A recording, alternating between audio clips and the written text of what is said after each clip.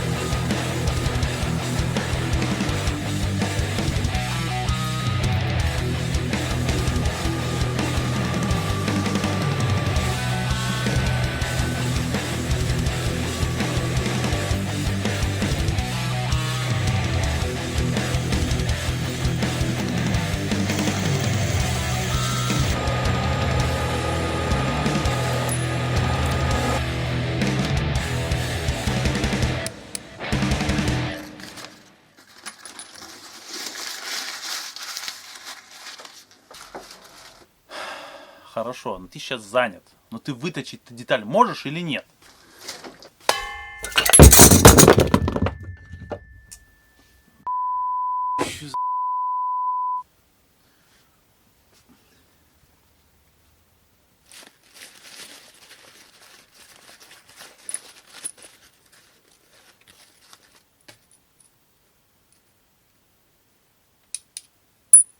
По удачному стечению обстоятельств, переходничок, который нам нужен для сборки башиты, имеется. Поэтому его пока что откладываем в сторонку и берем нашу Makita 9558. В этой болгарке сгорел якорь. Даже не раскручивая, слышно, что одна из ламелей поднята. Как всегда по традиции. Откручиваем заднюю крышку и снимаем щетки. Когда щетки не касаются коллектора, можем откручивать корпус редуктора от корпуса электрики. Открутили и снимаем. Как я и говорил, коллектор в ужасном состоянии. Несколько ламелей просто-напросто начали вываливаться. Ну да не беда. С этой болгарки мы возьмем только редуктор. Электрическая часть нам абсолютно не нужна. Значит, открутили и сняли корпус редуктора с ведомой шестерней. Сейчас открутим ведущую шестерню и снимем вот эту вот платформу. Как всегда, берем деревянные колотушки и аккуратно выбиваем наш якорь. С помощью любой какой-нибудь наставочки выбиваем подшипник старенький и приступаем к разборке редуктора. Лишние деталюшки сразу уберу, чтобы они не мешали. И буду заниматься редуктором. Корпус редуктора, ровно как и вал блокировки, в отличном состоянии. Только почистить. С платформой тоже все хорошо. Шестерни в идеальном состоянии. Единственное, что здесь в редукторе не очень хорошо, это подшипники, которые мы с вами заменим. А для этого нам необходимо снять ведомую шестерню. Приступаем. Для начала снимем маленький подшипник. Если кому интересно, 696 здесь стоит. Затем снимем стопорное кольцо. После этого снимем кольцо пружинное и можно снимать шестеренку. В данной маките она держится на шпонке. Вот на такой вот. После этого берем наставочку, выпрессовываем наш ведомый вал. Вот так вот. Снимаем стопорное кольцо, которое держит наш подшипник в корпусе. Ну и, естественно, выпрессовываем подшипник. Ну вот и все. Первый донор раскурочен. С макиты нам больше никакие детали не понадобятся. Давайте приниматься за Bosch. Думаю, все уже догадались, что раз мы с макиты взяли редуктор, то с Bosch нам понадобится электрическая часть. Ну так вот. Не знаю каким образом, что конкретно произошло, но владелец этой болгарки просто-напросто потерял переднюю часть вместе с ведомой шестерней. Вот. То бишь просто она отсутствует. А так болгарка включается, работает. Во.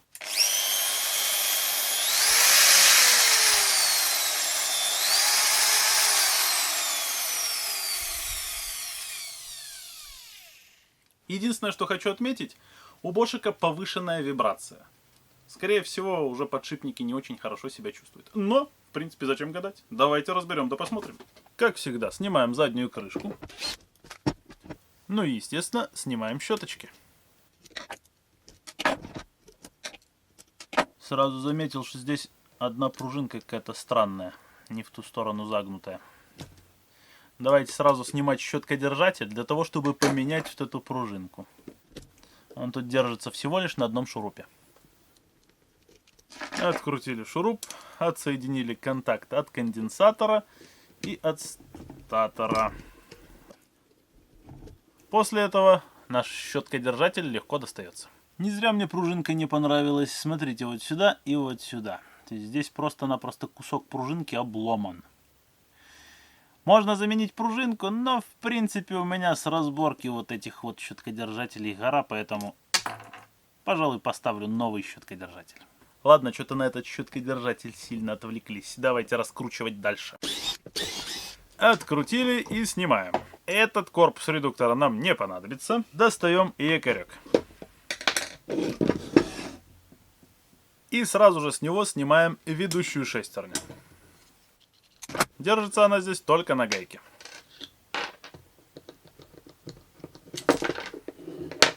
Okay. Да, подшипник вообще просто никакущий. Второй то же самое. Оба подшипника на этом якоре под замену. Так, значит, бошик раскурочили, и давайте убирать ненужные детали. Вот эта платформа нам не пригодится. Ведущая шестерня опять же не нужна. Подшипник плохой. И вот эта проставка тоже не надо. Резинка вот эта тоже не надо. Щетки хорошие, шахту нашли. Ну, в принципе, и все. Осталась небольшая подгонка деталей. Первое. Это крыльчатка. В ней надо будет снести вот эти вот выступы, которые не совсем коннектятся с впадинками на алюминиевом корпусе от макиты. Второе. Нам необходимо выровнять плоскость вот этого корпуса. То бишь мы срезаем вот этот пластиковый выступ раз и корректируем наш диффузор, чтобы было вровень вот с этой вот плоскостью. Начнем, пожалуй, с крыльчатки. Для того, чтобы обточить вот эту штуку, вообще никакой специнструмент не надо. Просто зажал в шуруповерт все это дело. Поставил нужное направление и ножиком срезал.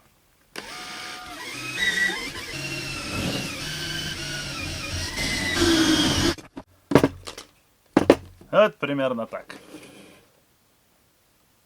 Да, согласен, колхоз, но тем не менее, если у вас есть токарный станок, протачивайте на токарнике. Как вам удобно, так и делайте. Мне вот удобней делать так и быстрее. Затем берем вот этот вот корпус и просто молоточком, не очень сильно, вот по этой кромочке лупим. От не очень сильных ударов молотком она просто-напросто начинает, грубо говоря, от корпуса в нужных местах, нужных для нас, отставать. И все, и получается вот просто такой заусенец. А здесь все чистенько. Затем берем наш диффузор, ставим на законное место. Вот так вот. И просто равняем с получившейся плоскостью. тем же техническим ножиком или просто отметьте маркером, да отрежьте чем угодно. Главное, аккуратно, не порежьтесь. Вот что по итогу должно получиться. Мы имеем здесь ровную плоскость. Она нам нужна для того, чтобы вот эта платформа макитовская ровно и плотно легла на корпус Боша. Вот так вот. Подгонка и подборка деталей завершена. Я лично чуть-чуть приподниму еще крыльчатку, для того, чтобы она стала плотнее от к этой алюминиевой платформе, и начну все это дело чистить перед сборкой. Но перед тем, как к этому приступить, хочу у вас, товарищи, спросить, если вдруг будет рубрика, как бы мне ее назвать? У меня, допустим, в голову приходит лишь одно слово – гибриды, но что-то как-то вроде не звучит. Поэтому свои варианты предлагайте в комментариях. Ну и естественно, если вы хотите, чтобы эта рубрика выходила, то досматриваем этот видос до конца и обязательно подписываемся на инженера Брунса, который сделал для меня вот эти прекрасные колечки, без которых башиты бы не было. Все деталюшки почищены, блестят немножечко лучше, чем новые. Можно приступать к сборке. Для начала установлю щеткодержатель.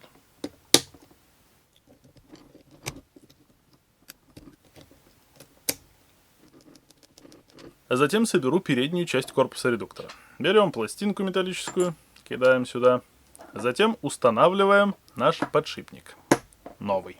6201 фирмы НСК. Примерно такой же стоял с завода. Установили подшипник и фиксируем его стопорным кольцом. После этого берем наш вал, прицеливаемся, подбираем наставку нужного размера и запрессовываем. Как всегда, берем немножко густой смазки, для того, чтобы шпонка не ерзала после установки. Ставим шпоночку на место. И после этого можно устанавливать ведомую шестерню. Вот так вот. Затем ложим кольцо пружинное и фиксируем весь этот бутерброд стопорным колечком. Вот так вот. Остается напрессовать 696. Переднюю часть корпуса редуктора пока что отложим в сторонку. Я не на камеру установил 607 фирмы NMB на якорь. Ставим резинку обратно. И поставил в нужное положение крыльчатку. То бишь поближе к нашей платформе, но при этом, чтобы она не терлась о нее. И зафиксировал суперклеем немножко, чтобы она не съезжала ни вверх, ни вниз. Теперь возьмем наш переходничок с 608 подшипничком внутри. Фирма опять же NMB. И будем устанавливать в платформу. Предварительно резиночку, которая у нас стоит в этой платформе, обязательно смажьте смазочкой, чтобы при установке не покоцать. После этого устанавливаем.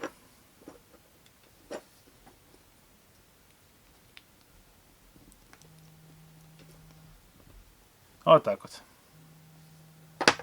Теперь берем наш якорь, берем платформу, совмещаем эти две деталюшки, ставим ведущую шестерню и все это дело прикручиваем. Гайку, кстати, использую от макитовской болгарки. Она тоже подходит. Зажимаем без фанатизма.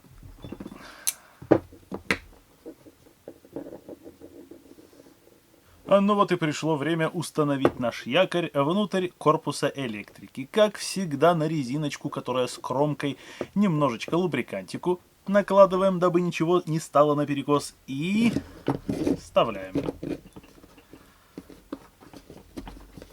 Вот так вот. Все как родное становится. Смотрите, как красиво крутится. Ох, тема. Ну вот и пришло время установить наш корпус редуктора. Ставим. Ну и как бы прикручиваем. Прикрутили корпус и давайте мазюкнем эту красоту.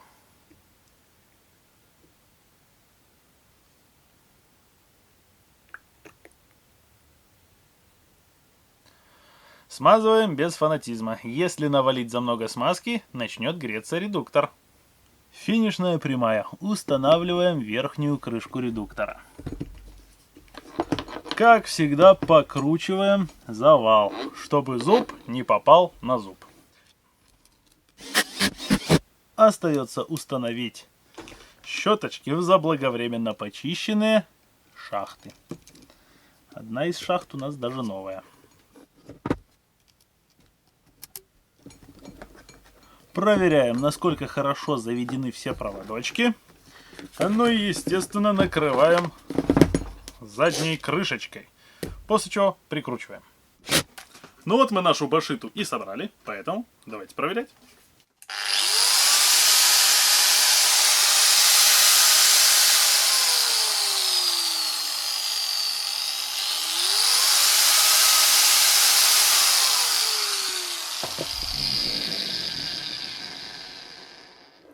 Кстати, забыл сказать, название башита не окончательно. Если вы придумаете что-нибудь получше, то будет называться так, как вы придумаете. Там, к примеру, макёж какой-нибудь. Ну, фиг его знает. Пишите свои варианты в комментариях. А сейчас приступим к нормальным испытаниям. Ехать ради испытаний в гараж, естественно, лень, поэтому буду пилить то, что есть на месте.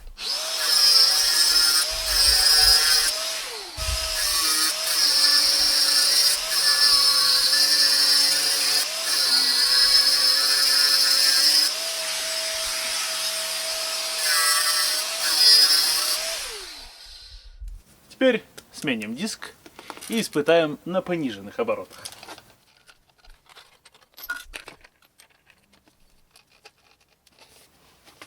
Так. Давайте Макиту помучаем бывшую.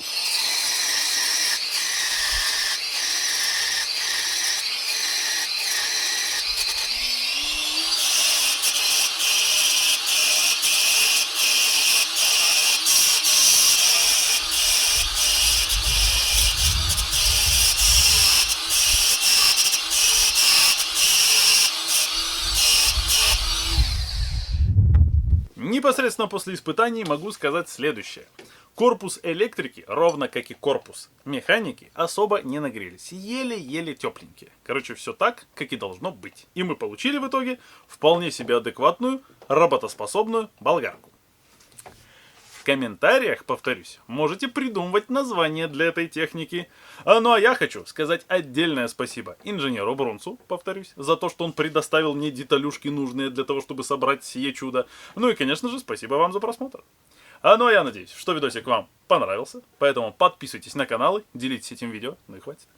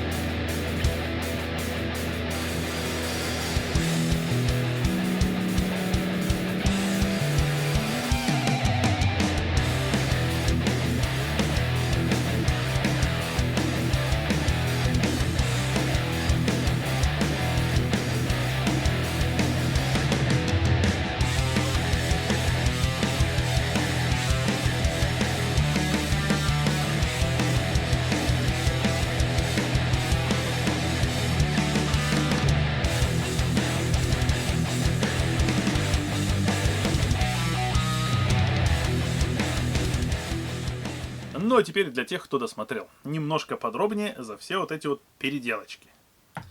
Сейчас объясню чуть-чуть подробнее и с размерами. Начнем с корпуса. Для того, чтобы вот эта платформа легла адекватно на корпус, необходимо срезать все лишнее. Потому что вот здесь как раз это лишнее будет мешать установке сильно. То есть, если вы попытаетесь закрутить платформу, не переделывая корпус, ее перекосит 100%. Теперь, зачем нам нужен переходник для подшипника?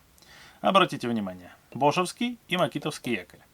Размер посадки для подшипника у Боша 8 мм диаметр, высота 7 мм. У Макиты 9 мм диаметр, высота 8.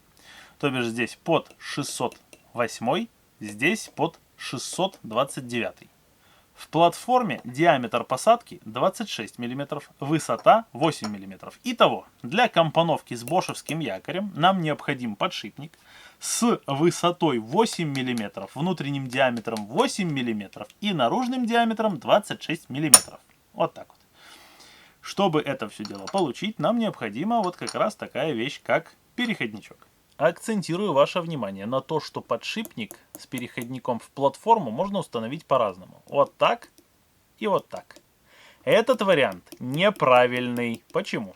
Потому что шестеренка ваша будет в качестве упора использовать внутреннюю обойму подшипника. И если вы установите ее вот таким образом, эту внутреннюю обойму, то ваша шестерня утопится ниже на миллиметр, чем надо. Зазор, естественно, пойдет к чертям, и вы быстро убьете свой редуктор. Если же вы правильно установите подшипничек, зазор будет правильным, соответственно, инструмент будет работать. Очень важно. Это правильно, это неправильно. Если так устанавливать, то надо миллиметровая проставка еще. Ну и последнее. В видосике спиливались вот эти ребра торчащие. Потому что они слишком плотно ходят вот к этой алюминиевой детали. То есть чисто теоретически можно было бы сделать их тоньше, там, поизгаляться и так далее, и оно бы даже с лабиринтным уплотнением этим осталось бы. Но это, честно говоря, уже не стоит тех трудозатрат, которые надо вложить в этот инструмент. Вот. Кстати, если вы тоже знаете какую-нибудь компоновочку вот такого похожего гибрида, то обязательно озвучивайте, из какого инструмента его складывать и какие конкретно переделочки надо сделать. Я думаю, всем будет интересно. Ну, мне так точно. Ну вот, пожалуй, и все. Всех, кто досмотрел до этого момента, отдельно благодарю. Вы красавчики. Ну и хватит.